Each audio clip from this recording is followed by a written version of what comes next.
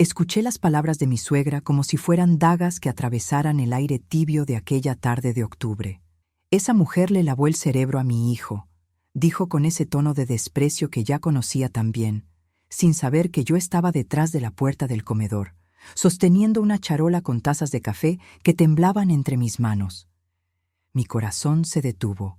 Después de 32 años de matrimonio, después de haber criado a sus 3 nietos casi como si fueran mis propios hijos, después de haberla cuidado cuando estuvo enferma del corazón hace 5 años, todavía me veía así, como una extraña, como una enemiga, como alguien que había robado algo que le pertenecía. Me llamo Rosa Elena, aunque todos me dicen Rosita, y cuando escuché esas palabras tenía 63 años. 63 años de vida, 32 de matrimonio con Roberto, y más de 3 décadas de intentar ganarme el cariño de doña Socorro, mi suegra. Pero en ese momento, parada detrás de esa puerta con las tazas temblando en mis manos, comprendí que todos esos años no habían significado nada para ella. Pero antes de continuar, asegúrate de estar suscrito al canal y cuéntanos en los comentarios desde dónde estás viendo este video. Nos encanta saber hasta dónde llegan nuestras historias. El café se derramó un poco sobre la charola. Recuerdo el sonido de las gotas cayendo sobre el metal, ese tintineo suave que parecía gritar en el silencio de mi confusión. Todavía puedo escuchar la voz de doña Socorro continuando su conversación con mi cuñada Leticia. Le cambió completamente la forma de pensar, agregó con amargura. Mi Roberto era un hombre de familia, de valores, de tradiciones. Ahora míralo, defendiéndola a ella antes que a su propia madre. Las palabras se clavaban más profundo con cada sílaba. Sentí que mis piernas temblaban, que el peso de la charola se volvía insoportable. ¿Defenderme? ¿Cuándo había defendido Roberto a alguien excepto a su madre? ¿Cuándo me había puesto a mí primero en todos estos años? Leticia respondió algo que no alcancé a escuchar bien, pero el tono era de complicidad. 2 mujeres hablando de mí como si yo fuera el problema, como si mi existencia fuera una mancha en la historia de esa familia. Y yo ahí parada, del otro lado de la puerta, conteniendo la respiración para no hacer ruido, para no delatarme, para no enfrentar lo que acababa de descubrir. ¿Cómo había llegado hasta ahí? ¿Cómo había permitido que mi vida se convirtiera en esto? Me pregunté entonces si alguna vez había sido vista realmente por esa familia que yo había servido, amado y cuidado con cada fibra de mi ser. La charola pesaba tanto que tuve que apoyarla contra el marco de la puerta.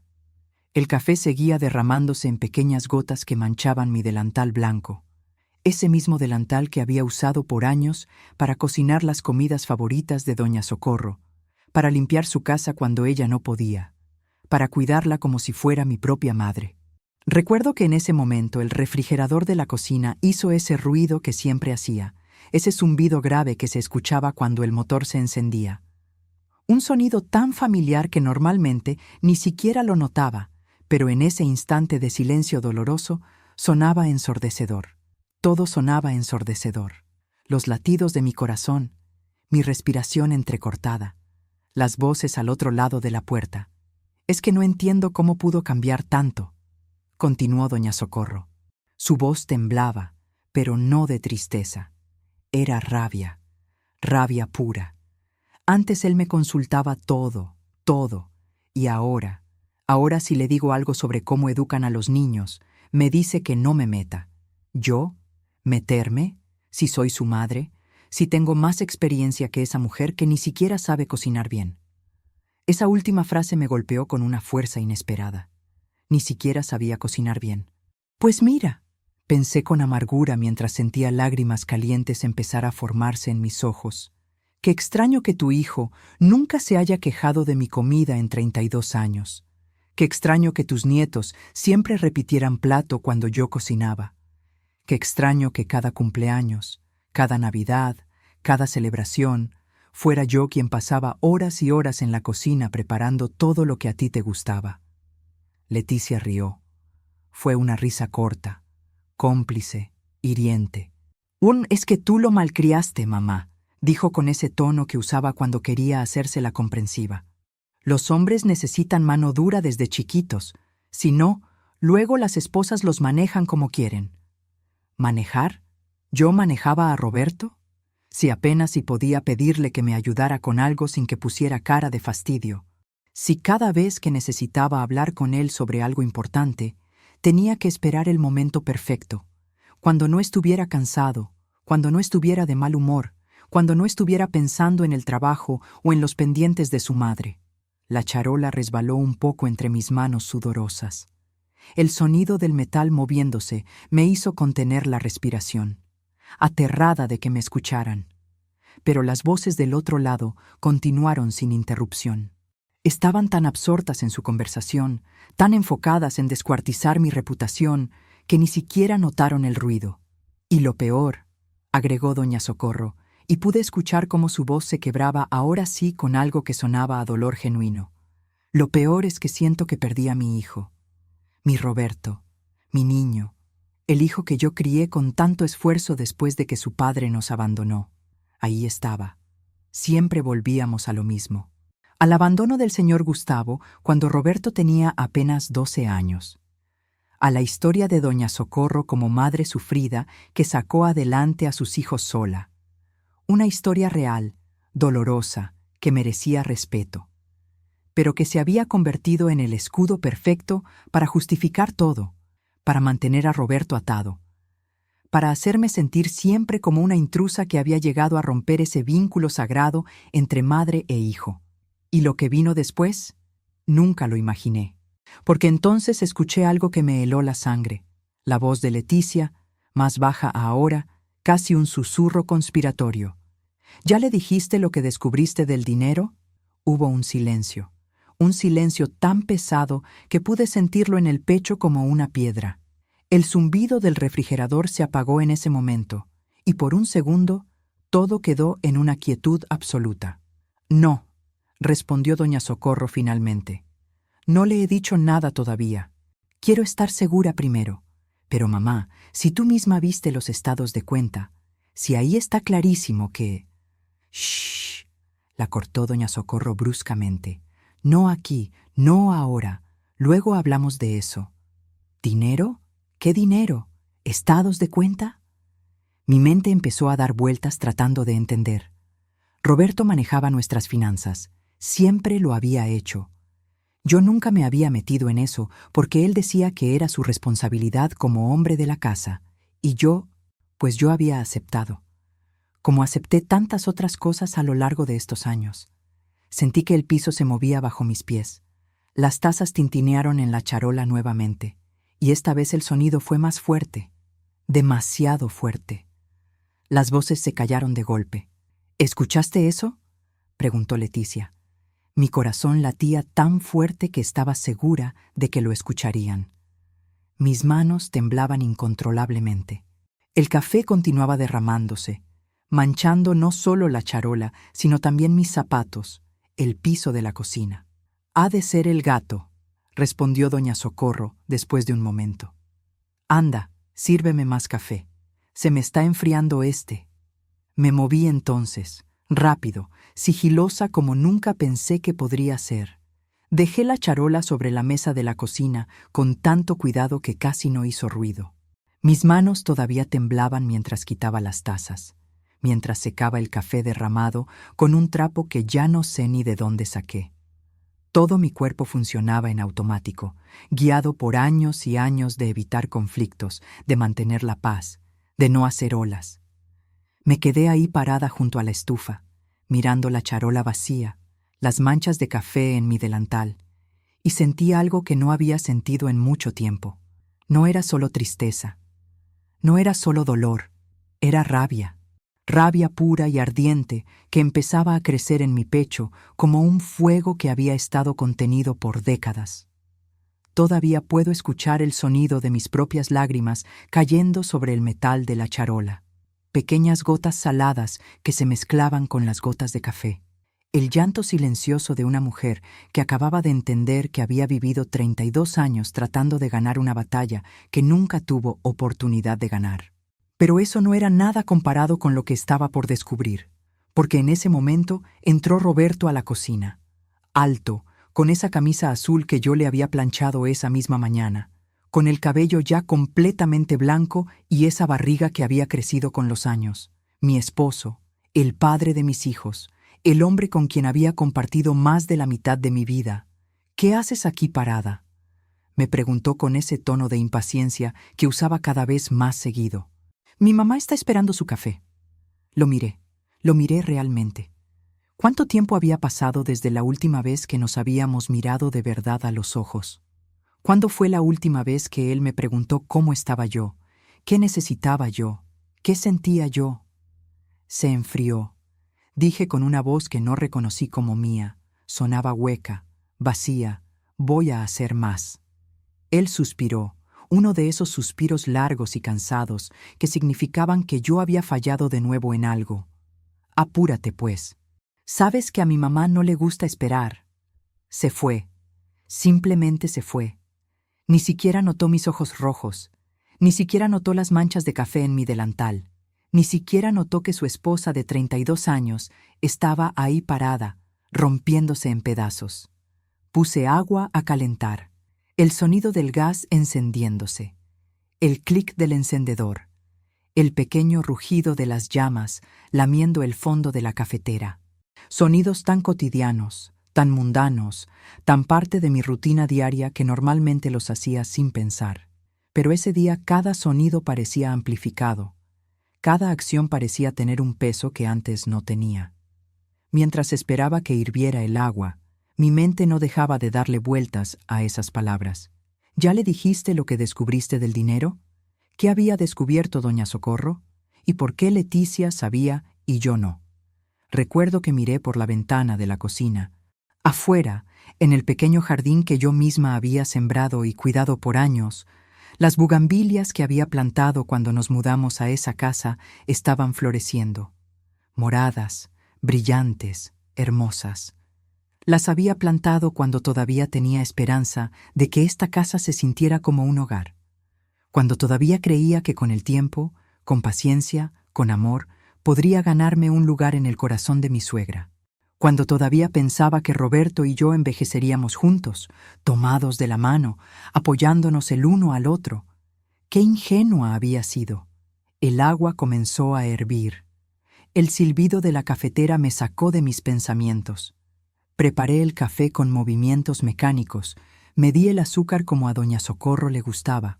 3 cucharadas exactas, ni una más ni una menos porque si no se quejaba. Serví las tazas en la charola nueva que saqué del gabinete. Antes de salir de la cocina, me detuve frente al pequeño espejo que teníamos junto a la puerta. La mujer que me devolvió la mirada era alguien que apenas reconocía. Cabello gris recogido en un chongo, arrugas alrededor de los ojos y la boca, la piel cansada. Pero era algo más. En mis ojos había algo que no había visto antes, una pregunta, una duda que empezaba a crecer. ¿Quién era yo? Más allá de ser la esposa de Roberto, más allá de ser la nuera de doña Socorro, más allá de ser la madre de Juan Carlos y Mónica, más allá de ser la abuela de Diego, Valeria y Sofía. ¿Quién era yo realmente? No tenía respuesta. Entré al comedor con la charola. Doña Socorro y Leticia se callaron inmediatamente. El cambio fue tan abrupto que cualquiera se habría dado cuenta de que estaban hablando de algo que no querían que yo escuchara. Pero yo hice lo que siempre hacía. Sonreí. Una sonrisa pequeña, cortés, la sonrisa de alguien que ha aprendido a fingir que todo está bien. Aquí está el café, doña Socorro, dije mientras colocaba la taza frente a ella. Bien caliente, como le gusta. Ella ni siquiera me miró. Tomó la taza y le dio un sorbo pequeño. Está muy cargado, dijo. Pero bueno, así está bien. No muy cargado entonces, pensé. Solo lo suficientemente cargado como para quejarte, pero no tanto como para rechazarlo. El punto exacto donde siempre vivía mi vida con ella. Nunca suficientemente bien, pero tampoco tan mal como para que hubiera una razón real para protestar. Leticia me sonrió. Una de esas sonrisas falsas que no llegan a los ojos. «Ay, cuñada, qué bueno que llegaste. Le estaba diciendo a mi mamá que necesito tu receta de los chiles en nogada. Sabes que yo no me llevo bien con la cocina. Mentirosa». Leticia cocinaba perfectamente, pero ese era su juego. Hacerse la tonta, la que no sabía, la que necesitaba ayuda, mientras por detrás decía que yo no sabía cocinar bien. «Claro, Leti», respondí con esa misma voz hueca que había usado en la cocina. «Cuando quieras te la paso». Roberto entró en ese momento con su periódico bajo el brazo.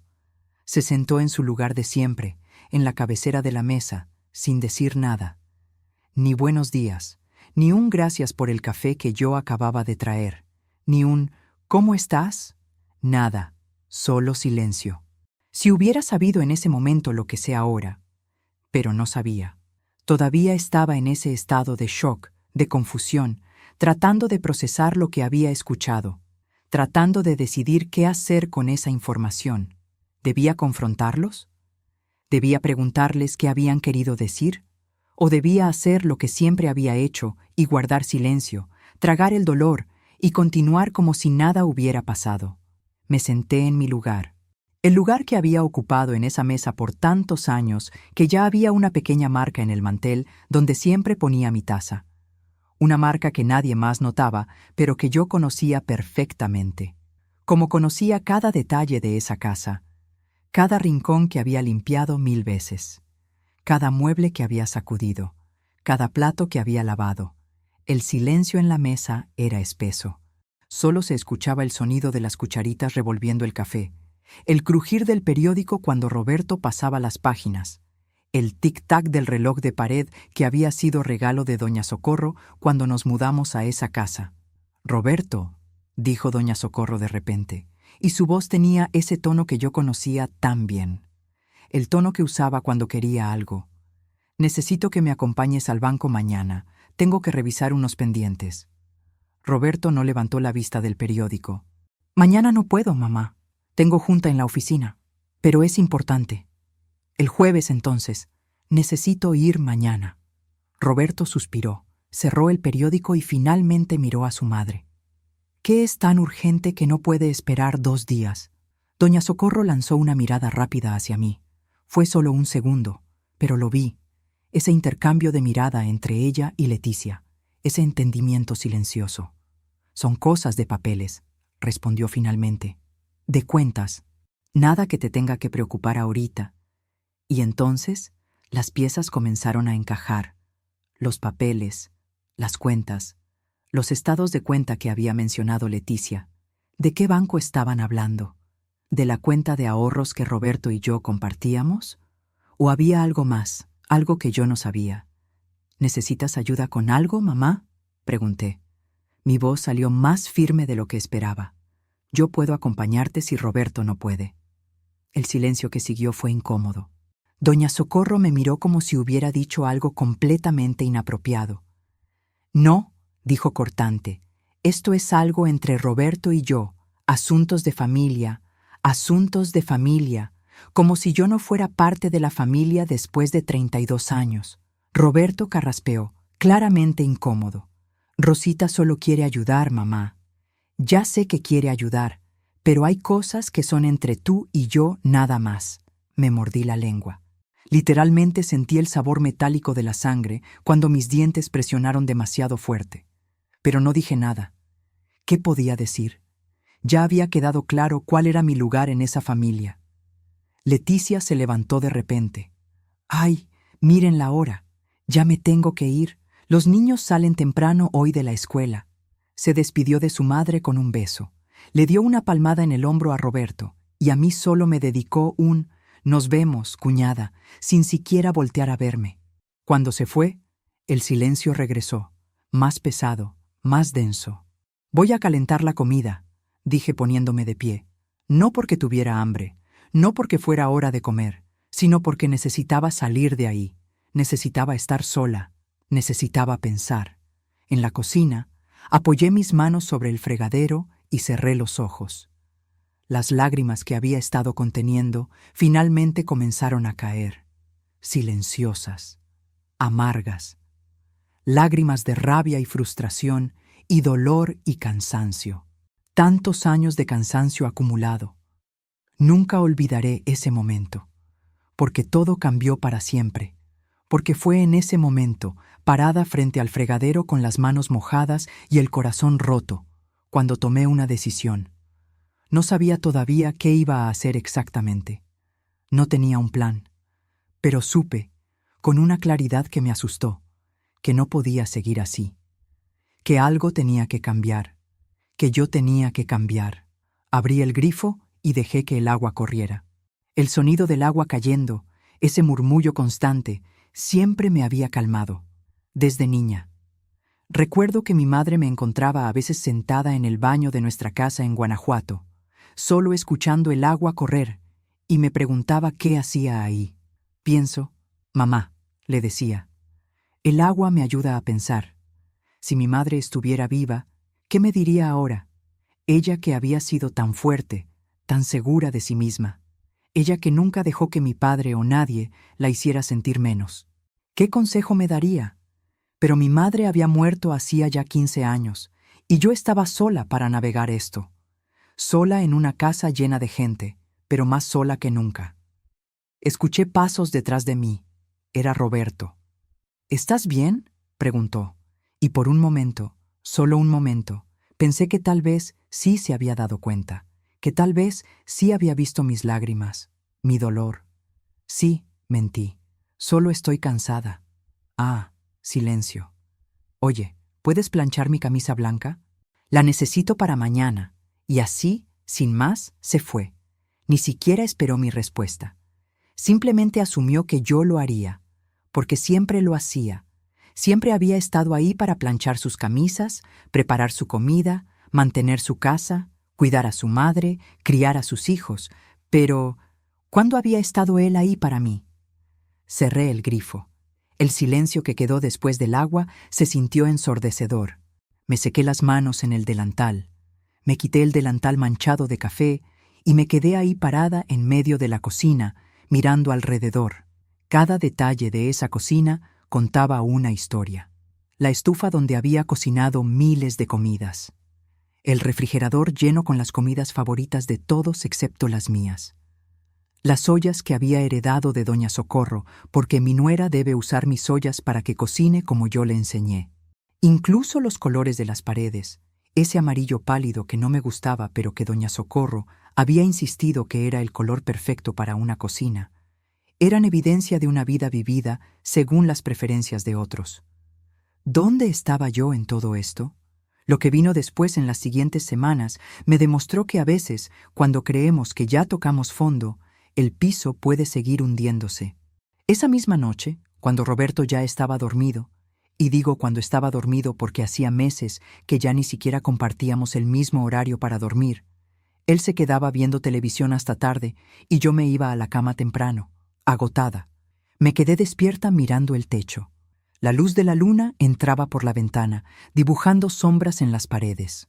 Podía escuchar la respiración pesada de Roberto, ese ronquido suave que antes me parecía reconfortante y ahora solo me recordaba que había alguien ahí a mi lado, pero al mismo tiempo estaba completamente sola.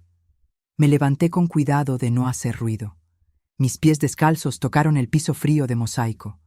Caminé hacia el estudio, ese pequeño cuarto que Roberto usaba para sus cosas de trabajo. La puerta estaba entreabierta. No sé qué fue lo que me impulsó. Nunca antes había entrado a revisar sus cosas. Nunca había desconfiado, o tal vez sí había desconfiado, pero nunca me había atrevido a verificar. Pero esa noche, con las palabras de Leticia resonando en mi cabeza, si tú misma viste los estados de cuenta, necesitaba saber. Entré. El escritorio estaba relativamente ordenado. Papeles en pilas, lapiceros en un bote, la computadora apagada. Abrí el primer cajón. Solo encontré facturas viejas, recibos, cosas sin importancia. El segundo cajón estaba cerrado con llave. Cerrado con llave. En 32 años de matrimonio, nunca había visto ese cajón cerrado con llave. De hecho, nunca me había puesto a pensar en los cajones del escritorio de Roberto. Pero ahora, frente a ese cajón cerrado, sentí que había algo ahí que no debía haber. Algo que se había mantenido oculto deliberadamente. Busqué la llave. Sabía que Roberto guardaba todas las llaves en una caja de metal en el closet. Fui por ella, despacio, conteniendo la respiración cada vez que el piso crujía. La encontré. Un manojo de llaves pequeñas, todas muy parecidas. Probé una, no, otra, tampoco. La tercera encajó perfectamente. El cajón se abrió con un clic suave. Lo que escuché después me heló la sangre. No fue un sonido real, fue el sonido de mi propio corazón rompiéndose cuando vi lo que había dentro. Estados de cuenta, tal como Leticia había mencionado, pero no de nuestro banco. Era otro banco, una cuenta que yo no conocía, a nombre de Roberto y Doña Socorro, una cuenta conjunta entre mi esposo y su madre. Tomé el primer estado de cuenta con manos temblorosas. La fecha era de hacía 3 meses. Los movimientos mostraban depósitos regulares, montos grandes, cantidades que reconocí inmediatamente porque eran exactamente las mismas que Roberto me decía que depositaba en nuestra cuenta de ahorros cada mes. Seguí revisando. Había más. Estados de cuenta de los últimos 2 años. Todos mostrando lo mismo. Depósitos mensuales que sumaban, Dios mío, que sumaban casi $500,000. $500,000 que yo pensaba que estaban en nuestra cuenta de retiro. $500,000 que yo creía que eran para nuestro futuro. Para cuando Roberto se jubilara, para emergencias, para nuestros nietos. Pero no. Estaban en una cuenta con Doña Socorro, y había más. Retiros. Retiros grandes hechos por Doña Socorro. Compra de un terreno. Pago de una deuda de Leticia. Remodelación de la casa de Doña Socorro. Nuestra plata. No, perdón. La plata de Roberto. Porque según lo que estaba viendo en esos papeles, yo nunca había existido en esos planes. Nunca había sido parte de esas decisiones. Mi esposo y su madre habían creado una cuenta secreta, habían movido dinero ahí durante años, y yo ni siquiera lo sabía. Sentí que me faltaba el aire. Las lágrimas borraban las letras impresas en los estados de cuenta. Mis manos temblaban tanto que los papeles se agitaban como hojas en el viento. ¿Cuántas veces Roberto me había dicho que no podíamos comprar algo porque teníamos que ahorrar? ¿Cuántas veces había yo renunciado a cosas, un vestido nuevo, un viaje para visitar a mi hermana en Querétaro, arreglar mis dientes que me dolían, porque necesitábamos ser responsables con el dinero? Y mientras yo me negaba caprichos, mientras yo contaba cada peso, mientras yo hacía rendir el gasto de la casa como si fuéramos pobres, Roberto estaba depositando miles y miles de pesos en una cuenta secreta con su madre. Pero la verdad más dolorosa aún estaba por llegar, porque debajo de los estados de cuenta encontré una carpeta. Dentro de la carpeta había un documento legal, un testamento. El testamento de Roberto. Mis manos temblaban tanto que casi no podía sostener las hojas, pero leí. Leí cada palabra, cada párrafo, cada cláusula. La casa donde vivíamos, la casa que yo había limpiado y cuidado durante 20 años, estaba a nombre de Doña Socorro. Roberto nunca la había puesto a nuestro nombre como me había prometido cuando la compramos. Es solo temporal, me había dicho. Mientras mejoran los impuestos, luego la pasamos a nuestro nombre. Pero nunca lo hizo. Y ahora, leyendo ese testamento, entendía por qué. En caso de muerte de Roberto, todo pasaría primero a Doña Socorro. Para asegurar que mi madre esté cuidada el resto de sus días, decía el documento. Y solo después de la muerte de ella, sus bienes se repartirían entre nuestros hijos. Yo no existía en ese testamento. 32 años de matrimonio y yo no existía en el testamento de mi esposo. El documento se me cayó de las manos. Literalmente se me resbaló de entre los dedos y cayó al piso con un susurro casi inaudible. Me quedé ahí sentada en la silla del escritorio, mirando esos papeles esparcidos en el suelo, y sentí que algo se rompía dentro de mí. No era solo mi corazón, era algo más profundo. Era la imagen que tenía de mi vida, de mi matrimonio, de mi lugar en el mundo. En ese instante comprendí que nada volvería a ser igual. No sé cuánto tiempo me quedé ahí sentada, tal vez minutos, tal vez horas. El tiempo perdió significado. Solo existía el dolor. Un dolor tan profundo, tan absoluto, que ni siquiera podía llorar. Estaba más allá de las lágrimas. Cuando finalmente pude moverme, cuando finalmente pude recoger esos papeles del piso y guardarlos de nuevo en el cajón con manos que apenas respondían, me di cuenta de algo. Había una hoja más, un papel doblado que se había caído detrás del archivero. Lo recogí. Era una carta, escrita a mano.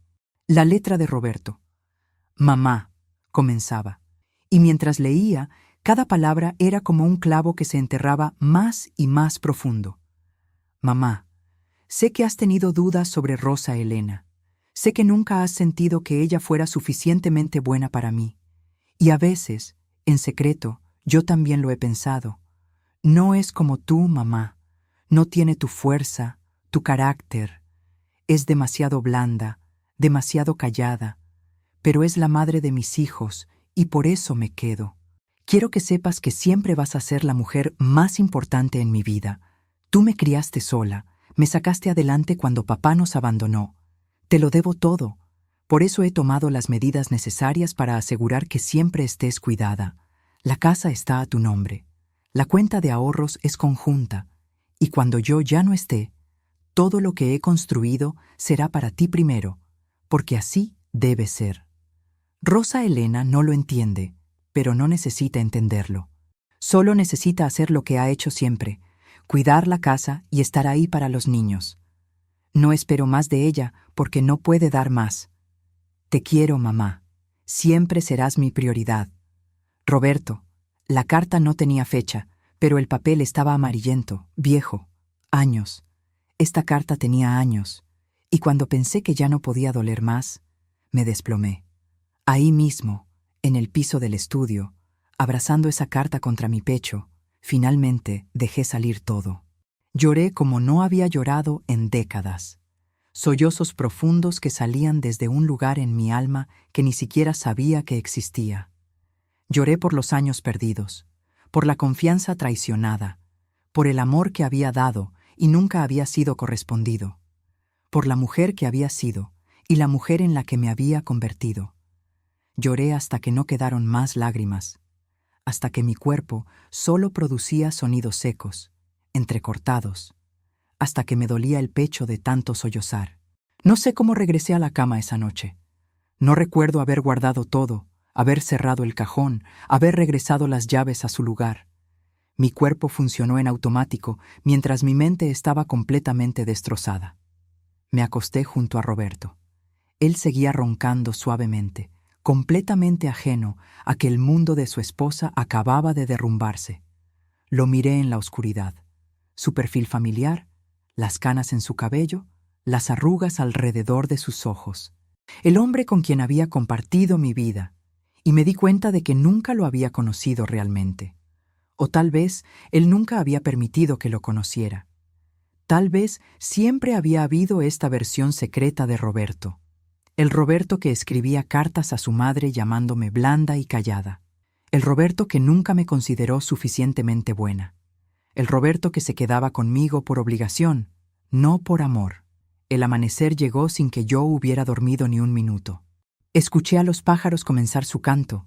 Vi la luz gris del alba filtrarse por las cortinas. Escuché el camión de la basura pasar por la calle. Todos esos sonidos familiares de una mañana común. Pero nada era común ya. Roberto se despertó a su hora de siempre. Se estiró, bostezó, se levantó sin mirarme. «Buenos días», dijo mientras se dirigía al baño. No respondí. No podía. Si abría la boca, no sabía qué saldría. ¿Gritos? ¿Acusaciones? ¿Súplicas? Me levanté. Me vestí. Bajé a la cocina. Puse el café como todos los días. Preparé el desayuno como todos los días. Roberto bajó, se sentó, tomó su café, leyó su periódico como todos los días. Todo parecía normal, pero todo había cambiado. Acordé con mi mamá ir al banco hoy en la tarde, dijo sin levantar la vista del periódico, así que llegaré tarde. Está bien, respondí con una voz que no reconocí. Plana, sin emoción, vacía. Se fue a trabajar. La puerta se cerró. Y yo me quedé ahí, en la cocina que ya no se sentía como mi cocina, en la casa que ya no se sentía como mi casa, en una vida que ya no se sentía como mi vida. Lo que descubrí esa noche cambió todo lo que creía saber. Pero la historia no termina ahí. No podía terminar ahí, porque todavía había más por descubrir. Más verdades ocultas, más traiciones, más dolor. Y también, aunque yo no lo sabía todavía, más fuerza de la que nunca pensé que tenía. Los siguientes días los viví como sonámbula. Hacía todo mecánicamente. Cocinaba, limpiaba, contestaba cuando me hablaban, pero por dentro estaba muerta. O tal vez no muerta. Tal vez por primera vez en 32 años estaba despertando. Doña Socorro llamaba todos los días, siempre con alguna petición, que si podía llevarle sus medicinas, que si podía ayudarla con la compra, que si podía ir a su casa a limpiar porque su muchacha había renunciado. Y yo iba, porque no sabía hacer otra cosa, porque era lo que siempre había hecho. Pero ahora, mientras limpiaba su casa, mientras escuchaba sus quejas sobre lo cara que estaba la vida, mientras la veía gastar el dinero que Roberto había depositado en esa cuenta secreta, algo ardía dentro de mí, una rabia silenciosa que crecía con cada día que pasaba. Una tarde, mientras estaba en la cocina de Doña Socorro lavando sus platos, porque por supuesto, aunque yo tenía mi propia casa que atender, también tenía que atender la suya, escuché voces en la sala. Doña Socorro estaba hablando por teléfono. «No, mija», decía. Era Leticia del otro lado. «No te preocupes. Ya hablé con Roberto. El dinero para la escuela de los niños está separado. De esa cuenta que tenemos. Sí, esa misma». Pausó, escuchando. «No, ella no sabe nada, y es mejor así. ¿Para qué meterla en estas cosas? Tú sabes cómo es. Se preocupa de todo». Otra pausa. «Exacto. El dinero es para la familia, para nosotros. Roberto lo entiende perfectamente. Él sabe que su obligación principal es con nosotras, con su familia de sangre». Me apoyé contra el fregadero. El agua seguía corriendo. Los platos seguían sin lavar. Pero yo no podía moverme. Familia de sangre. Como si yo no fuera familia. Como si 32 años de matrimonio no me hicieran parte de esa familia de sangre. «¿Y cómo va el asunto del terreno?», continuó Doña Socorro. «Ah, qué bueno. Sí, ese también lo podemos pagar de ahí. Total, para eso está. Roberto trabaja mucho. Es justo que ese dinero se use para lo que realmente importa. Y entonces, no sé de dónde salió, no sé qué fue lo que me impulsó, algo en mí se rompió. O tal vez no se rompió. Tal vez se compuso. Tal vez fue el momento en que finalmente me harté. Cerré el grifo. El silencio repentino hizo que Doña Socorro volteara hacia la cocina. «Espérame tantito, Leti», dijo al teléfono. Luego, alzando la voz hacia mí, «¿Ya terminaste con los platos, Rosa Elena?». Salí de la cocina, despacio, con pasos firmes. Me quité el delantal que llevaba puesto, otro delantal de Doña Socorro, porque ella siempre tenía uno listo para mí cuando llegaba a ayudarla, y lo doblé cuidadosamente. «No», dije. Mi voz sonó clara, firme. «No terminé con los platos, y no voy a terminarlos». Doña Socorro me miró como si me hubiera salido otra cabeza. «¿Qué?». Dije que no voy a terminar de lavar sus platos. Ella parpadeó, confundida. «Leti, te llamo luego», dijo al teléfono y colgó. «¿Qué te pasa, Rosa Elena? ¿Estás enferma?». «No, no estoy enferma. Estoy cansada». «¿Cansada? Pues siéntate un rato. Terminas los platos después». «No». La palabra salió con más fuerza de la que pretendía. «No voy a terminar los platos después. No voy a terminarlos nunca». El silencio que siguió fue denso. Doña Socorro se puso de pie y vi en sus ojos algo que nunca había visto antes. Miedo, incertidumbre. «¿Me estás faltando al respeto en mi propia casa?». «No le estoy faltando al respeto, Doña Socorro. Solo le estoy diciendo la verdad. Ya no voy a seguir haciendo esto». «¿Haciendo qué? ¿Ayudar a tu suegra? ¿Cumplir con tus obligaciones familiares?». Ese fue el momento en que mi mundo se derrumbó por completo, porque reí, me reí. Una risa amarga, seca, que salió de algún lugar profundo dentro de mí. «¿Mis obligaciones familiares?», repetí. «¿Cuáles obligaciones familiares, Doña Socorro?». las de limpiar su casa mientras usted gasta el dinero que mi esposo y yo deberíamos estar ahorrando para nuestro retiro? ¿Las de cocinar para usted mientras mi propia cocina está descuidada? ¿Las de aguantar que me hable mal a mis espaldas? ¿Que le diga a la gente que yo le lavé el cerebro a su hijo? Su cara palideció. ¿De qué estás hablando? Sé todo, doña Socorro. Sé de la cuenta secreta. Sé del testamento. Sé de la carta que Roberto le escribió. Sé que después de 32 años, usted y su hijo todavía me ven como una extraña, como alguien que no es suficientemente buena, como alguien que está ahí solo porque es la madre de los niños. Rosa Elena. No. Levanté la mano. No. Ya no. Ya no voy a escuchar más excusas. Ya no voy a fingir que no sé. Ya no voy a hacer como que todo está bien cuando nada está bien. Las lágrimas comenzaron a correr por mis mejillas, pero mi voz no tembló. 32 años, doña Socorro. 32 años de intentar ganarme su cariño, de cocinar como a usted le gusta, de vestirme como a usted le parece apropiado, de criar a mis hijos según sus instrucciones, de cuidarla cuando estaba enferma, de limpiar su casa, de escuchar sus quejas, de aguantar sus críticas disfrazadas de consejos. Me sequé las lágrimas con el dorso de la mano. ¿Y sabe qué? Nunca fue suficiente. Nunca lo será. Porque usted nunca me quiso aquí. Nunca quiso que su hijo se casara conmigo. Y durante todos estos años ha hecho todo lo posible para recordármelo. Eso no es cierto. Protestó débilmente. Sí lo es. Y lo peor es que Roberto, mi esposo, el hombre con quien compartí mi vida, el padre de mis hijos, él está de su lado. Siempre ha estado de su lado. Yo nunca fui su prioridad. Usted lo fue. Siempre usted. Doña Socorro se dejó caer en su silla. Por primera vez en todos los años que la conocía, la vi sin palabras. No puedes hablarme así, dijo finalmente, pero su voz ya no tenía la fuerza de antes. Soy tu suegra, soy la madre de tu esposo. Y yo soy su esposa, soy la madre de sus nietos, soy un ser humano que merece respeto, pero nunca me lo dieron. Ni usted ni él. Recogí mi bolsa, mis manos ya no temblaban. De hecho, me sentía más calmada de lo que me había sentido en semanas. No voy a volver a limpiar su casa, doña Socorro. No voy a volver a cocinar para usted. No voy a volver a estar disponible cada vez que usted chasquee los dedos. No porque la odie, no porque quiera venganza, sino porque necesito encontrarme a mí misma. Y no puedo hacer eso mientras sigo siendo la Rosa Elena que ustedes quieren que sea. Caminé hacia la puerta. Ella no dijo nada. Solo se quedó ahí sentada, mirándome como si me viera por primera vez.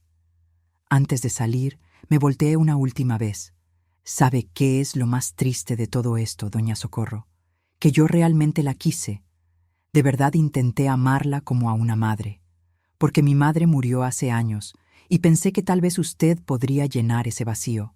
Pero usted nunca quiso ser mi madre, solo quiso ser un obstáculo entre Roberto y yo. Salí. La puerta se cerró detrás de mí con un sonido suave pero definitivo. Afuera, el sol brillaba, hacía calor. Escuché el canto de los pájaros, el ruido del tráfico a lo lejos, una radio tocando música en alguna casa cercana. El mundo seguía girando, la vida continuaba, y yo acababa de dar el primer paso hacia mi propia vida. El camino de regreso a casa lo hice caminando. Aunque estaba lejos, necesitaba el aire, necesitaba tiempo para pensar, necesitaba procesar lo que acababa de hacer. ¿Había hecho bien? ¿Había sido muy dura? ¿Debería regresar y disculparme? No, no, no.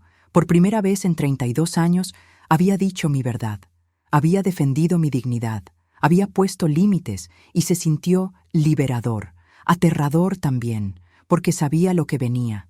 Roberto se enojaría. Doña Socorro lloraría y haría de mí la villana. Leticia esparciría chismes. Tal vez hasta mis propios hijos me reprocharían, pero eso no era nada comparado con lo que estaba por descubrir. Porque cuando llegué a casa, Roberto ya estaba ahí, sentado en la sala, con cara de furia. ¿Qué le hiciste a mi mamá? Fueron sus primeras palabras. Ni siquiera un hola, ni siquiera un ¿qué pasó? Solo acusación. Le dije la verdad. respondí con calma. La hiciste llorar. Llamó llorando. Dice que la trataste horrible, que la insultaste. No la insulté. Le dije que ya no voy a seguir siendo su sirvienta. No es su sirvienta, es ayudarla, es familia. Y ahí estaba de nuevo esa palabra, familia. Ah, ¿sí? Dejé mi bolsa en la mesa. ¿Familia? Dime, Roberto, ¿cuándo fue la última vez que me trataste como familia? ¿Cuándo fue la última vez que me incluiste en las decisiones importantes? ¿Cuándo fue la última vez que me pusiste a mí primero? ¿De qué estás hablando? Hablo de la cuenta secreta que tienes con tu mamá. Hablo del testamento donde yo no existo.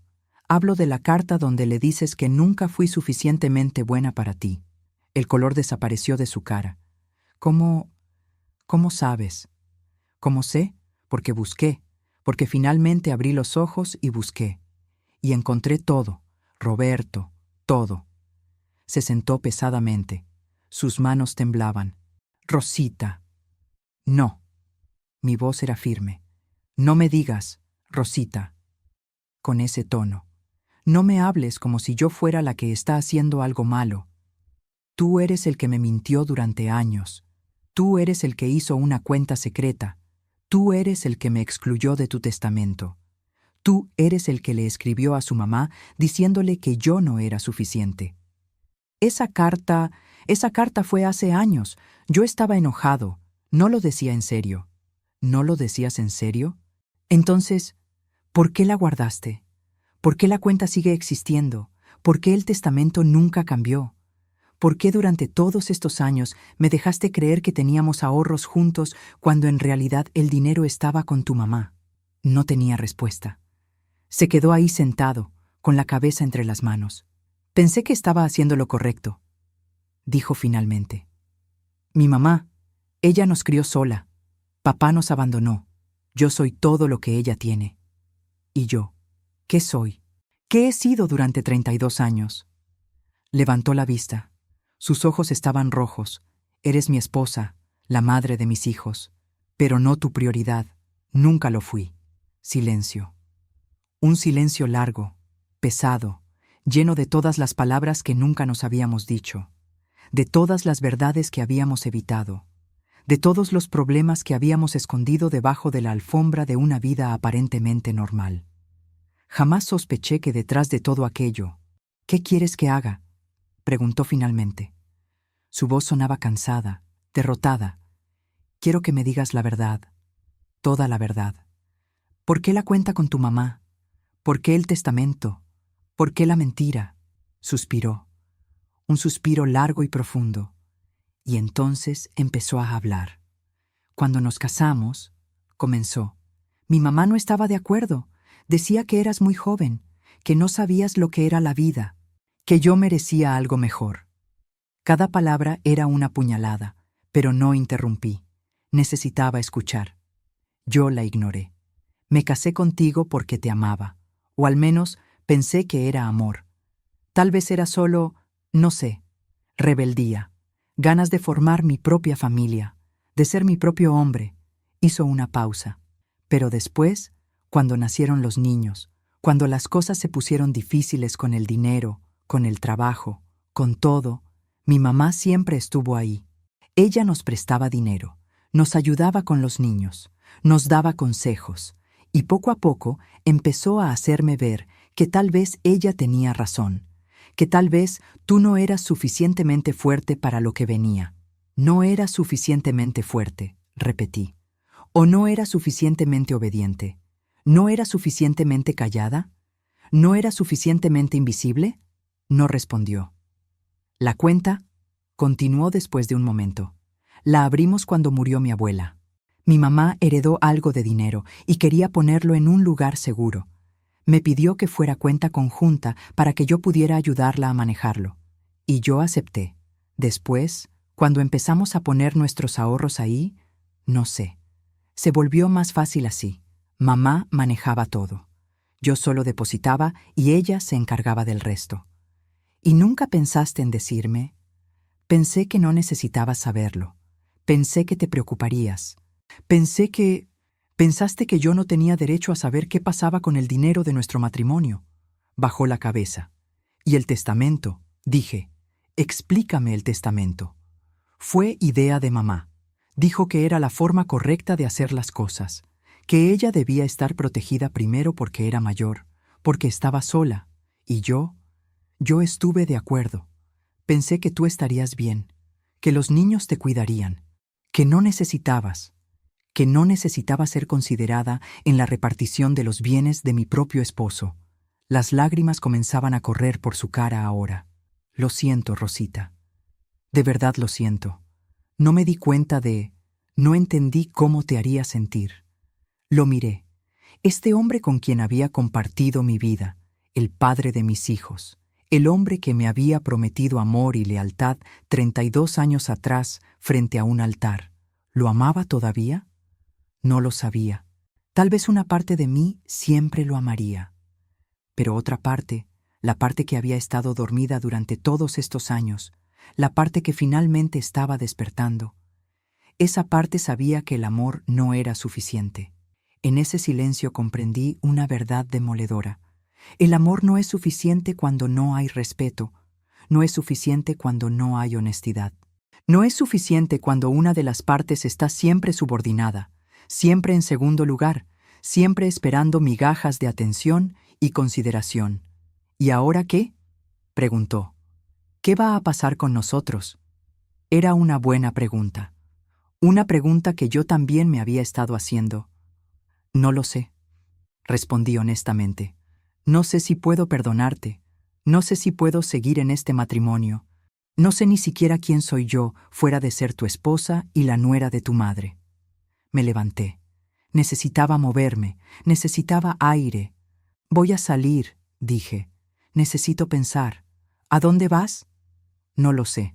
A caminar, a algún lado, solo. Necesito estar sola. No protestó. Se quedó ahí sentado, con la cabeza entre las manos, mientras yo tomaba mi bolsa y salía de la casa. Afuera, el atardecer pintaba el cielo de naranjas y rosas.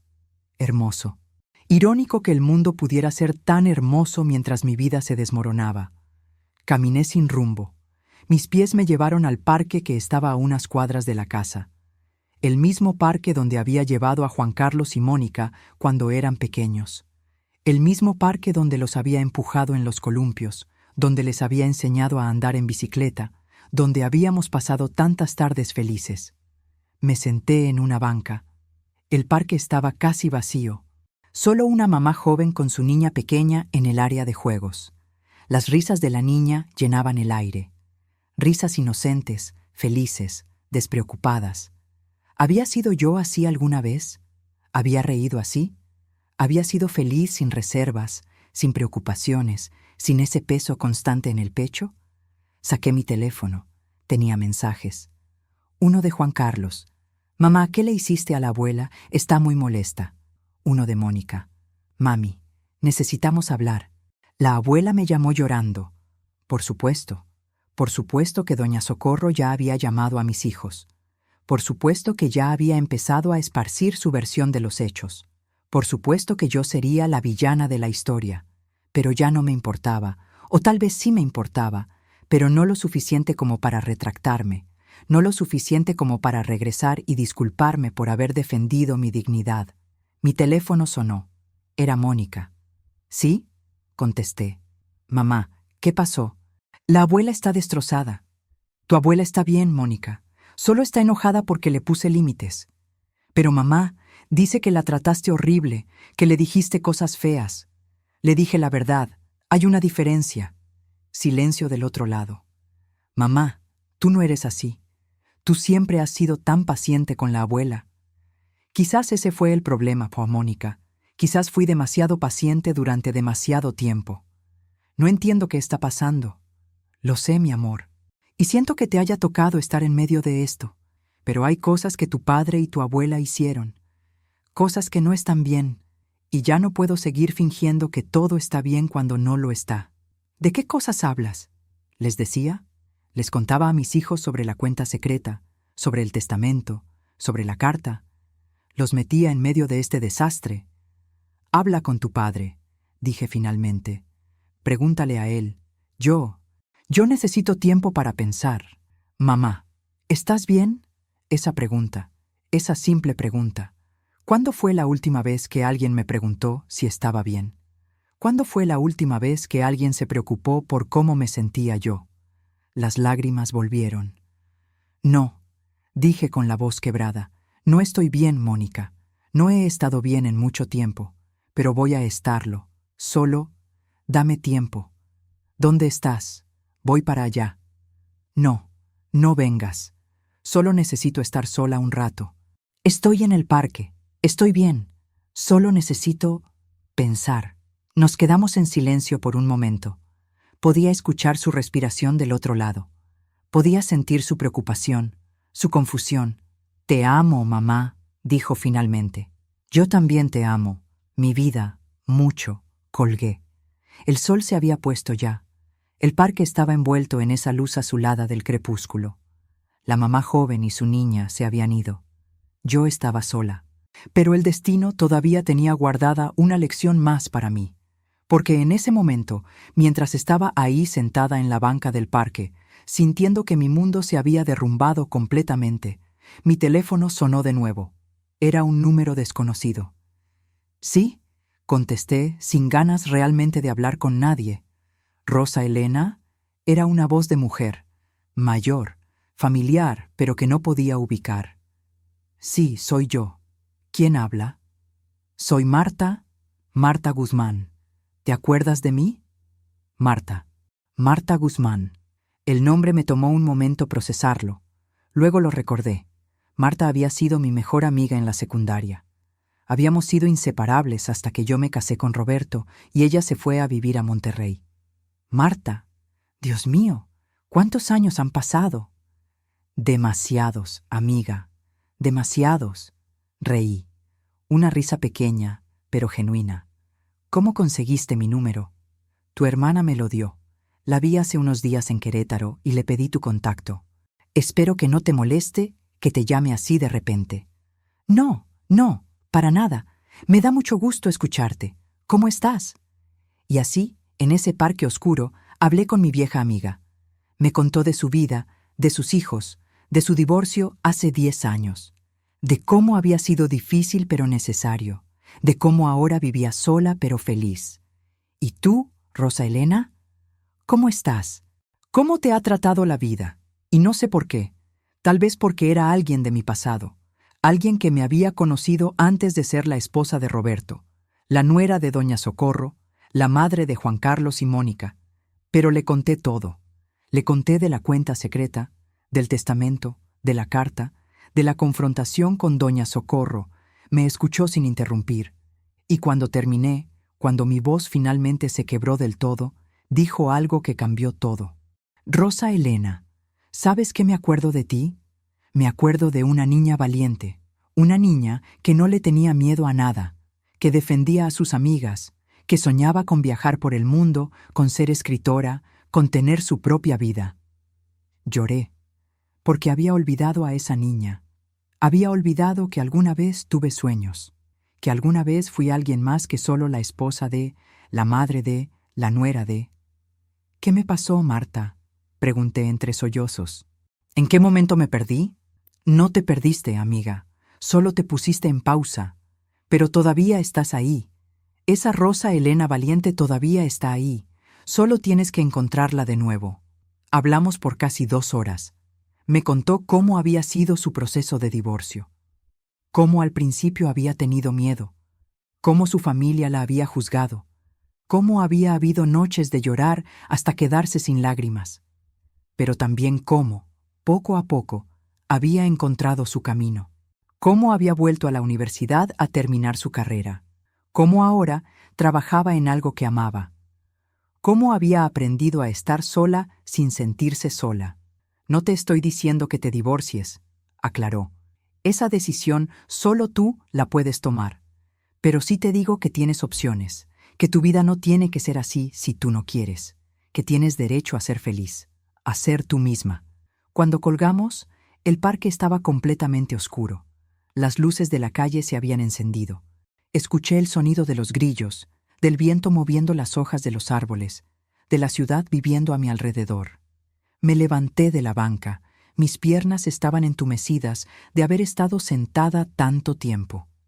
Caminé despacio hacia la salida del parque, y lo que pasó a continuación me dejó sin palabras, porque ahí, parado bajo la luz de la farola de la entrada del parque, estaba Roberto, esperándome.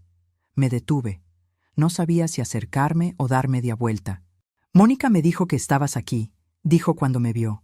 «Llevo una hora esperando. No quería irme sin hablar contigo». Caminé hacia él despacio.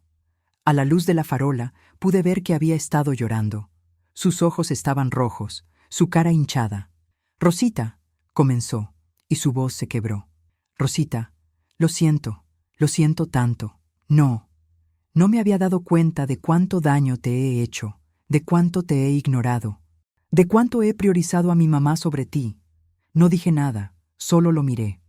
Llamé a un abogado esta tarde», continuó. «Le pedí que cambie el testamento, que ponga tu nombre en la casa, que arregle todo lo que hice mal. Y mañana voy al banco a cerrar la cuenta con mi mamá y abrir una nueva. Una cuenta solo tuya, con todo el dinero que debería haber sido tuyo desde el principio». Las lágrimas corrían por su cara ahora sin control. «No espero que me perdones. No espero que las cosas vuelvan a ser como antes. Porque antes no estaba bien.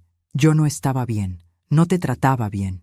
Y tú te mereces mucho más de lo que yo te he dado».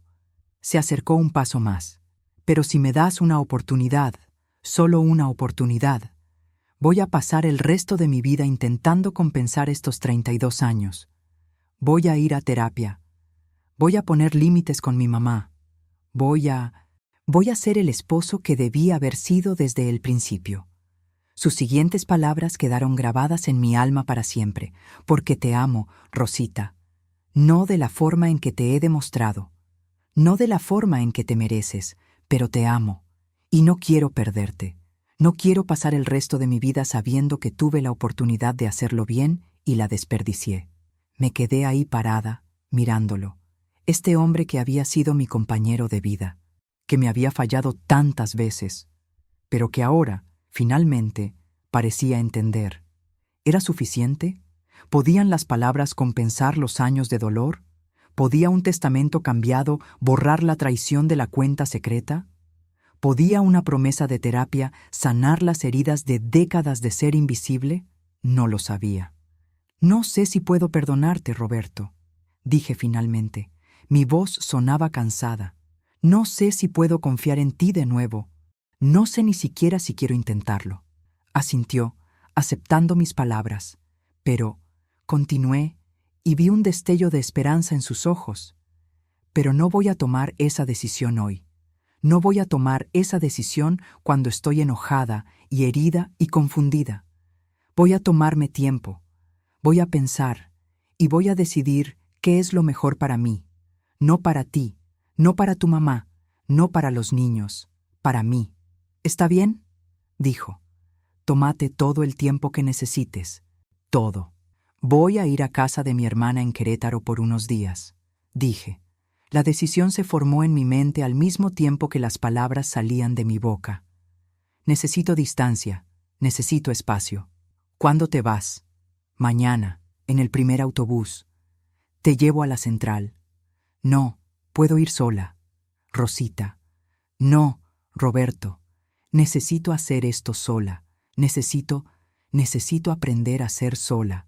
A no depender de ti o de tu mamá o de nadie para cada cosa». Asintió de nuevo. Caminamos de regreso a la casa en silencio, un silencio extraño, no incómodo exactamente, solo cargado, lleno de todo lo que habíamos dicho y todo lo que aún quedaba por decir. Esa noche dormí en el cuarto de huéspedes. Roberto no protestó. Y ahí fue cuando todo cobró sentido. Porque mientras estaba acostada en esa cama extraña, en ese cuarto que normalmente solo usábamos cuando venía visita, miré al techo y entendí algo. Esta era mi vida. Mi única vida. No era un ensayo. No había una segunda oportunidad de vivir los últimos 32 años de forma diferente. Pero sí tenía la oportunidad de vivir los siguientes años, 5, 10, 20, los que Dios me diera, de forma diferente. Tenía la oportunidad de elegir, de ser alguien más que solo un papel en la vida de otras personas. A la mañana siguiente hice mi maleta, ropa para una semana, mi cepillo de dientes, el libro que llevaba meses queriendo leer pero que nunca tenía tiempo, mi rosario que me había dado mi madre. Roberto estaba en la cocina cuando bajé. Había hecho café, mi café, como a mí me gustaba, con poca azúcar, no 3 cucharadas como a doña Socorro. ¿Segura que no quieres que te lleve?, preguntó. Segura. ¿Vas a llamar? Cuando esté lista, asintió. Nos quedamos ahí parados, mirándonos, 32 años juntos y de repente no sabíamos qué decirnos. Cuídate, dijo finalmente. Tú también. Tomé mi maleta y salí. El autobús a Querétaro salía en 1 hora. Llegué a la central temprano. Me senté en la sala de espera y miré a la gente pasar. Familias, parejas, personas solas como yo, todos yendo a algún lado, todos con sus propias historias, sus propios dolores, sus propias esperanzas. Mi teléfono vibró. Era un mensaje de Juan Carlos. Mamá, papá nos contó todo. Lo siento mucho. No sabíamos. Te amo. Otro de Mónica. Mami, estoy enojada con papá y con la abuela. Lo que te hicieron no está bien. Hablaremos cuando regreses. Ten un buen viaje. Te quiero. Sonreí a través de las lágrimas. Mis hijos, mis hermosos hijos. Al menos ellos estaban de mi lado. Llamaron mi autobús. Me subí, encontré mi asiento junto a la ventana. Guardé mi maleta en el compartimiento de arriba. Mientras el autobús comenzaba a moverse, miré por la ventana. La ciudad se alejaba poco a poco. Las calles que conocía tan bien. Los lugares donde había pasado 32 años de mi vida. Pero no sentí tristeza. O al menos, no solo tristeza.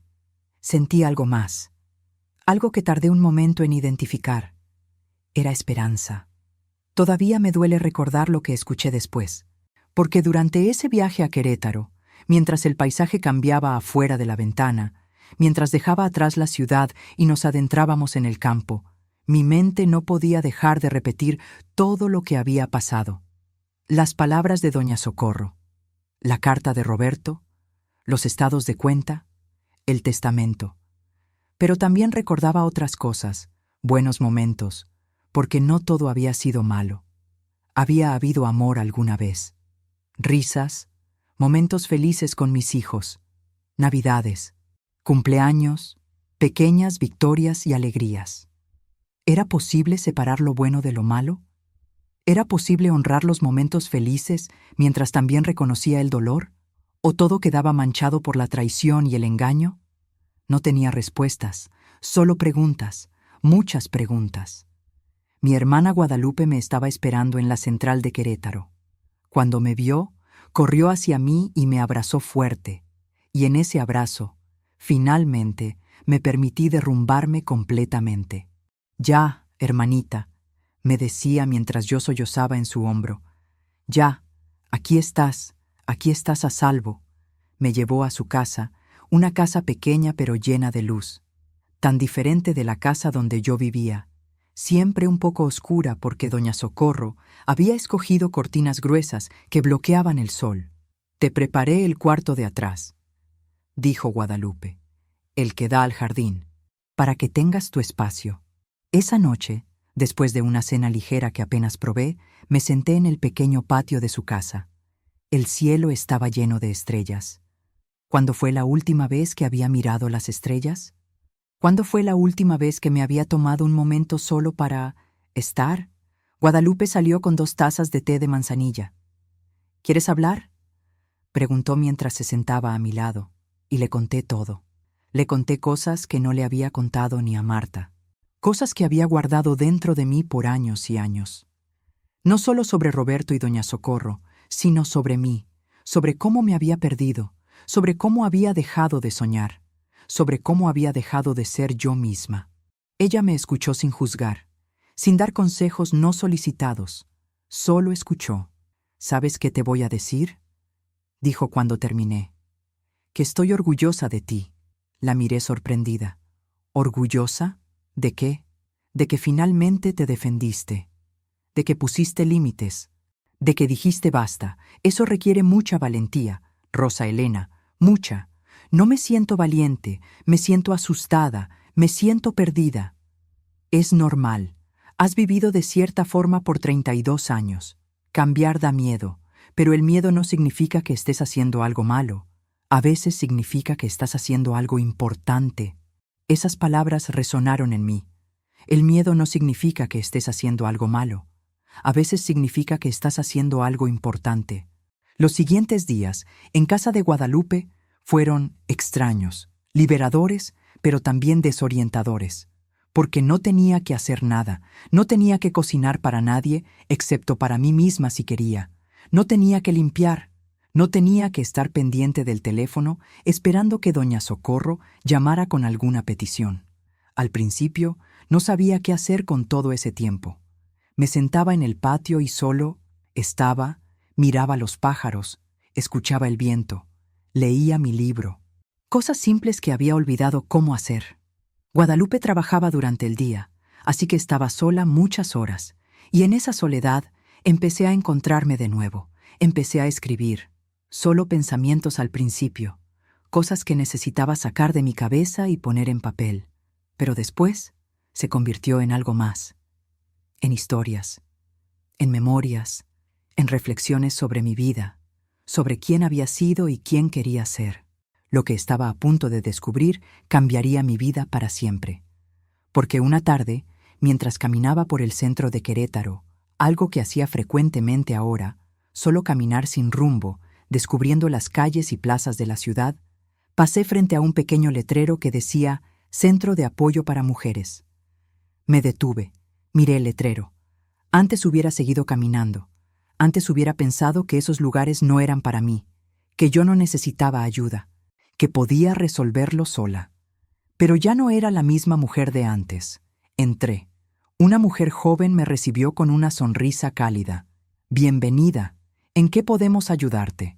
Yo no estoy segura, dije honestamente. Solo vi el letrero y... Está bien. ¿Quieres pasar? Podemos platicar, sin compromiso. Me llevó a una pequeña oficina. Me ofreció café. Se sentó frente a mí con una actitud abierta y amable que me hizo sentir segura. Y le conté mi historia, otra vez. Pero esta vez fue diferente. Porque ella tenía palabras para lo que yo había vivido. Nombres para las cosas que Roberto y doña Socorro habían hecho. Lo que describes, dijo suavemente, es una forma de maltrato emocional, muy sutil, muy escondida, pero maltrato al fin, maltrato. Esa palabra me golpeó. Pero Roberto nunca me pegó, protesté. Nunca me gritó realmente, nunca. El maltrato no siempre es físico, explicó. Puede ser emocional, económico. Puede ser hacerte sentir invisible, excluirte de decisiones importantes, hacerte creer que no eres suficiente, priorizando constantemente a otros sobre ti. Eso también es maltrato. Las lágrimas comenzaron a caer de nuevo, pero eran diferentes. No eran lágrimas de dolor solamente, eran lágrimas de reconocimiento, de validación, porque alguien finalmente estaba poniendo en palabras lo que yo había sentido, pero no había podido nombrar. No es tu culpa, continuó. Nada de esto es tu culpa, pero yo permití que pasara. Yo me quedé callada. Tú hiciste lo que pensabas que tenías que hacer para mantener a tu familia unida. Eso no significa que sea tu culpa. Me quedé en ese centro por horas. Me dieron información sobre grupos de apoyo, sobre terapia, sobre recursos legales si decidía divorciarme, sobre cómo manejar la manipulación emocional, sobre cómo reconstruir la autoestima. Cuando salí, el sol estaba poniéndose. El cielo estaba teñido de colores naranjas y rosas. Hermoso, esperanzador. Caminé de regreso a casa de Guadalupe con un sentimiento nuevo en el pecho. No era felicidad exactamente. Todavía dolía demasiado para eso, pero era algo parecido a la paz, o al menos a la posibilidad de paz. Esa noche llamé a Roberto. Era hora. Rosa, contestó inmediatamente. ¿Estás bien? He estado... Estoy bien, lo interrumpí. Estoy mejor. Necesito hablar contigo. Te escucho. He estado pensando mucho, sobre nosotros, sobre nuestro matrimonio, sobre todo. Silencio del otro lado. Podía escuchar su respiración, podía sentir su tensión. Y he decidido que necesito más tiempo, más del que pensé. Necesito seguir aquí, necesito seguir trabajando en mí misma antes de poder siquiera pensar en nosotros. ¿Cuánto tiempo? No lo sé. Tal vez meses, tal vez más. Otra pausa. Está bien, dijo finalmente. Tómate el tiempo que necesites. ¿De verdad? De verdad, Rosita, yo ya empecé terapia, como te prometí. Y mi terapeuta dice lo mismo, que necesito trabajar en mí mismo, que no puedo esperar que tú me perdones si yo ni siquiera entiendo por qué hice lo que hice. Me sorprendió. ¿Ya estás en terapia? Sí, 2 veces por semana, y también hablé con mi mamá. ¿Qué le dijiste? Le dije la verdad, que la forma en que te trató durante todos estos años no estuvo bien, que la forma en que yo permití que te tratara no estuvo bien, que las cosas tienen que cambiar. ¿Y qué dijo ella? Se enojó, lloró, me dijo que era un mal hijo, pero después admitió que tal vez, solo tal vez, había sido muy dura contigo. No sé si realmente lo cree, pero es un inicio. Nos quedamos en silencio por un momento. Un silencio más cómodo que los anteriores. Roberto, dije finalmente, no sé si vamos a poder arreglar esto. No sé si quiero arreglarlo, pero agradezco que estés intentando, que estés tomando esto en serio. Debí haberlo tomado en serio hace 32 años. Sí, debiste. Colgamos poco después, y me sentí ligera, como si un peso que había estado cargando durante años finalmente se hubiera aliviado un poco. Esas palabras resonaron en mi cabeza durante días, porque empecé a entender que no importaba qué pasara con Roberto. No importaba si nos divorciábamos o si encontrábamos la manera de reconstruir nuestro matrimonio. Lo que importaba era que yo había encontrado mi voz, había encontrado mi valor, había encontrado a Rosa Elena, no la esposa de Roberto, no la nuera de Doña Socorro, no la madre de Juan Carlos y Mónica, solo Rosa Elena. Los meses que pasé en Querétaro fueron transformadores. Empecé a ir al grupo de apoyo en el centro. Conocí a otras mujeres que habían vivido experiencias similares, algunas peores, algunas diferentes pero igual de dolorosas. Escuchar sus historias me ayudó a procesar la mía. Ver su valentía me dio valentía. Ver cómo se levantaban, cómo reconstruían sus vidas, cómo aprendían a amarse de nuevo, me dio esperanza. También empecé terapia individual. Mi terapeuta, la doctora Ramírez, fue paciente y comprensiva. Me ayudó a entender patrones que había repetido durante toda mi vida. No solo con Roberto, sino desde niña. Siempre poniendo las necesidades de otros antes que las mías. Siempre buscando aprobación. Siempre temiendo el conflicto. Es normal, me explicó. Especialmente para mujeres de tu generación. Fueron criadas para ser complacientes, para no hacer olas, para sacrificarse por la familia. Pero no quiero ser así ya, le dije. Y no tienes que serlo. Puedes cambiar, a cualquier edad, con el trabajo correcto. Y trabajé duro, en cada sesión, en cada reflexión, en cada momento difícil donde quería volver a mis viejos patrones, pero me obligaba a comportarme diferente. Mis hijos vinieron a visitarme un fin de semana. Los 3, Juan Carlos con su esposa, Mónica con su novio y los nietos.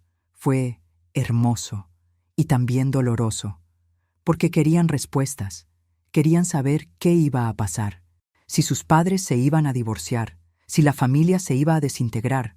No lo sé, les dije honestamente. No sé qué va a pasar, pero lo que sí sé es que su mamá está trabajando en estar bien, en ser ella misma, y eso es lo más importante ahora.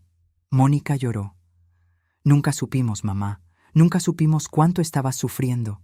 No quería preocuparlos, quería que tuvieran una familia normal, una infancia feliz.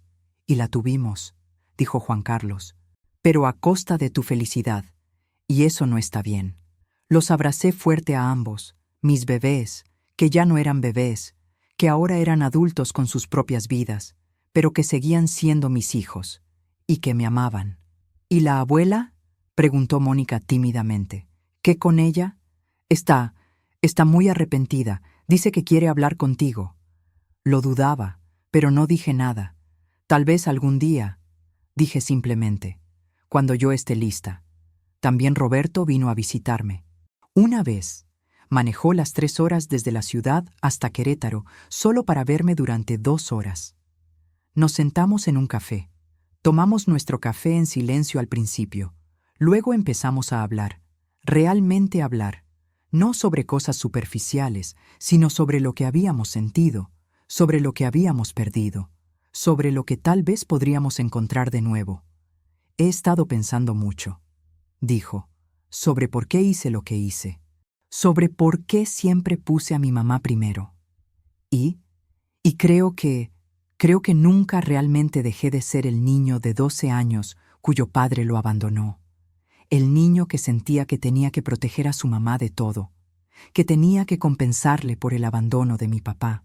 Era la primera vez que Roberto hablaba así, con tanta honestidad, con tanta vulnerabilidad, pero en el proceso, continuó, abandoné a mi esposa, te abandoné a ti, no físicamente, pero emocionalmente. Y eso no es menos doloroso. No, concordé. No lo es. ¿Crees que algún día puedas perdonarme? Lo miré. Realmente lo miré. Y vi a un hombre que estaba tratando, que estaba en terapia, que estaba enfrentando sus demonios, que estaba, por primera vez en 32 años, realmente viéndome. No lo sé, respondí honestamente. El perdón es un proceso. No es algo que pase de la noche a la mañana. Especialmente después de 32 años de dolor, asintió. Lo entiendo. Pero, agregué, aprecio que estés intentando. Eso significa algo. Nos despedimos con un abrazo, breve, un poco incómodo, pero un abrazo al fin. Cuando se fue, me sentí triste, pero también aliviada, porque había podido hablar con él sin enojo, sin acusaciones, solo con honestidad. 3 meses después de llegar a Querétaro, tomé una decisión. No iba a regresar. No todavía. Tal vez nunca. Le dije a Guadalupe que quería quedarme más tiempo. Tal vez de forma permanente. Por supuesto, dijo ella inmediatamente. Quédate todo el tiempo que quieras. Esta es tu casa ahora también. Necesito conseguir trabajo, dije. No puedo vivir de ti. Ya lo pensé. Una amiga mía tiene una librería. Necesita ayuda. No paga mucho, pero es perfecto. Y así, a mis 63 años, conseguí mi primer trabajo. No era mucho. Trabajaba en la librería 4 horas al día, 5 días a la semana. Ayudaba a los clientes a encontrar libros. Organizaba estantes. Hacía café para las lecturas que organizaban los fines de semana. Pero era mío. Era mi trabajo, mi dinero, mi independencia. También empecé a escribir más en serio. Las historias que había empezado a escribir cuando llegué se convirtieron en algo más estructurado, en un proyecto, tal vez un libro algún día. Roberto y yo seguíamos hablando. Cada semana, pero solo hablando, sin presiones, sin expectativas. Él continuaba en terapia. Yo continuaba en la mía. Los niños nos visitaban a ambos. La vida continuaba, diferente, pero continuaba. Y yo estaba bien, no perfectamente bien. Todavía había días difíciles, días donde el dolor regresaba con fuerza, días donde dudaba de mis decisiones, días donde extrañaba la comodidad de lo conocido, incluso si lo conocido era doloroso. Pero también había buenos días, cada vez más buenos días, días donde me despertaba y me sentía yo, días donde reía genuinamente, días donde miraba al futuro con esperanza en lugar de miedo. Y si llegaste hasta aquí, mi querida amiga que me escuchas, gracias por acompañarme en este dolor y en esta sanación. Suscríbete al canal si esta historia tocó tu corazón y cuéntame en los comentarios, ¿alguna vez te has sentido invisible para quienes más amaste?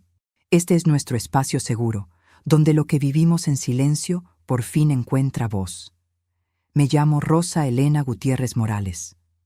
Tengo 64 años ahora, y por primera vez en muchísimo tiempo, puedo decir que estoy conociendo quién soy realmente. No sé qué pasará con mi matrimonio. Roberto y yo todavía estamos en ese proceso de decidir si hay algo que salvar o si es mejor dejarlo ir con amor y respeto. Doña Socorro y yo hemos hablado una vez. Fue breve, incómodo, pero fue un inicio. Tal vez algún día podamos sanar esa relación también, o tal vez no. Y está bien. No todas las relaciones pueden ser salvadas. Lo que sí sé es que yo voy a estar bien, porque finalmente aprendí que mi valor no depende de cuánto sirvo a otros, no depende de cuánto me sacrifico, no depende de ser invisible y complaciente. Mi valor viene de ser quien soy, una mujer con sueños, con fuerza, con voz, una mujer que merece amor, respeto y dignidad, una mujer que puede estar sola sin sentirse sola, una mujer que después de 63 años de vivir para otros, finalmente está aprendiendo a vivir para sí misma. Y eso, queridas amigas que me escuchan, eso es suficiente. Yo soy suficiente. Y ustedes también lo son. Nunca lo olviden.